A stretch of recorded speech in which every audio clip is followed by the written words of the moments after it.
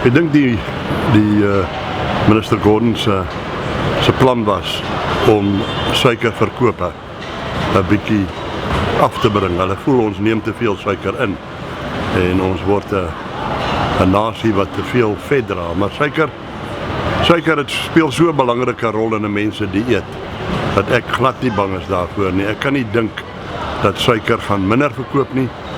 Daar kom meer mense in Suid-Afrika wat elke jaar meer en meer suiker gebruik en ons normale binnelandse verbruik styg met omtrent 50.000 ton 'n jaar.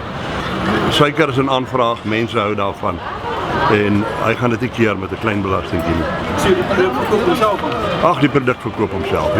Hoe meer jy 'n mens betaal, hoe meer suiker gebruik hy. Hy drink meer bier, hy eet meer roomys, hy eet meer koek.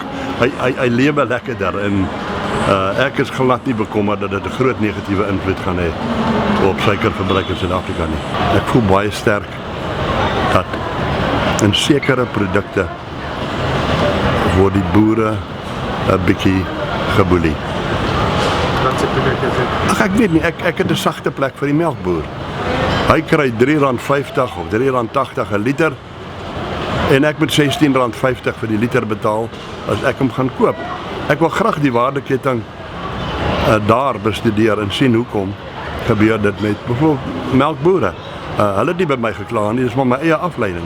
Maar ek dink in elke groot boerdery is daar vir jou 'n geleentheid om jou geld te verdubbel of 30 of 40% by te sit deur op te beweeg in die waardeketting. Die boer moet 'n bietjie meer sakeman raak. Jy weet, jy moet ek het destyds 'n plaas by 'n man gekoop wat 4000 kalwers in 'n jaar gekry het. Hy het die kalfie gevat, hy het hom groot gemaak, hy het hom geslag en hy het hom in 37 van sy slaghuise verkoop. Dis nou waarde toevoeg, verstaan?